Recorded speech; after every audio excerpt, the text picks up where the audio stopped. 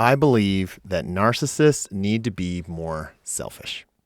Now, before you rake me over the coals, destroy me and neuter me in the comments, hear me out, all right? This is narcissism. You've got the anger that's actually hiding, the sadness that's actually hiding a really sad inner child. Now, I'm not saying that narcissists need to be selfish to the mask.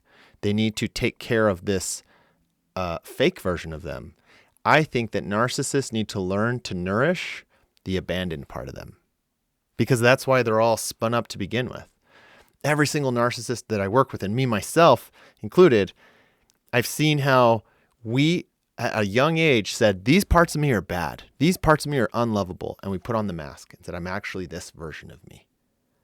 And the thing is there's an inner child in there that is pissed, that not just pissed, but scared and deeply insecure.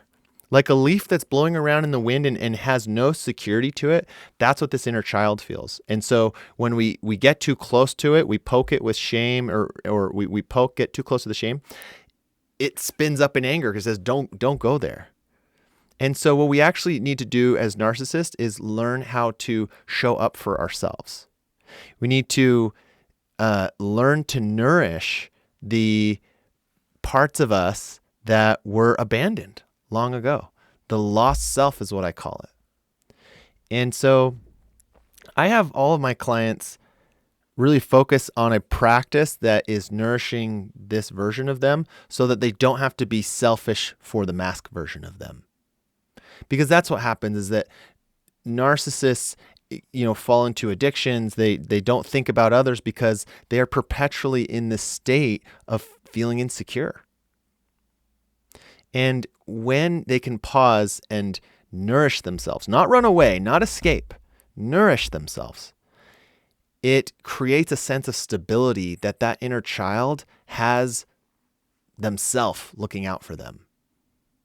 And I know this is like so out there, so insane to say that the most selfish, self-absorbed person needs to be a little bit more selfish. And I just say it almost tongue-in-cheek because what I really mean is that they need to learn to take care of the abandoned, hurt parts of them. And what we find when we take care of those parts of us, that we nourish them, we give them little treats here and there, what we find is that our narcissistic symptoms go down. That when you're not insecure about some aspect of yourself, this part that you've hidden away, someone can talk about it and you don't explode into rage. You don't try to lie and manipulate and gaslight and defend. Because all of those narcissistic symptoms are a defense mechanism to keep that inner child safe. They are like if you imagine, like I hit my arm and I injure it, and then swelling pops up to keep my body safe. Narcissism is the swelling.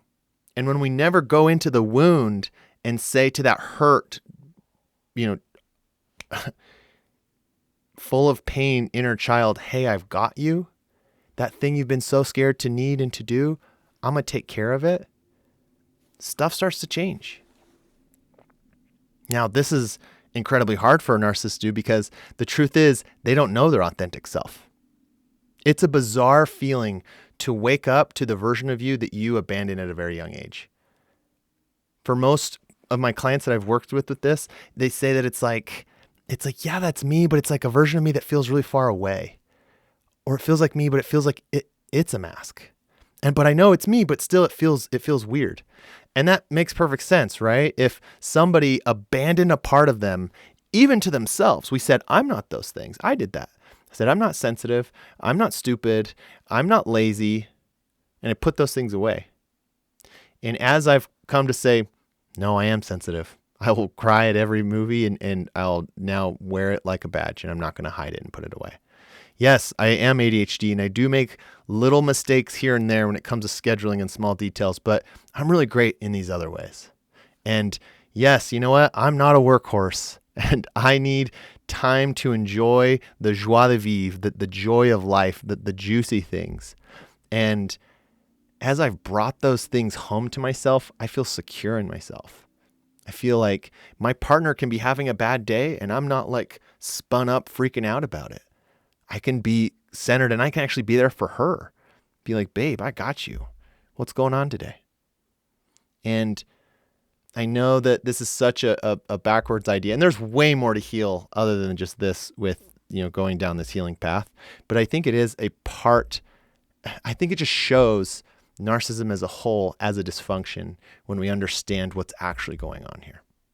So whether you're a narcissist or a loved one of a narcissist, I hope you find that helpful. It is my vision and mission to bring helpful tools to these relationships and these people, because I was so lost when I started on this journey. I was like so confused. I couldn't figure out why I kept being angry, why I kept doing these things.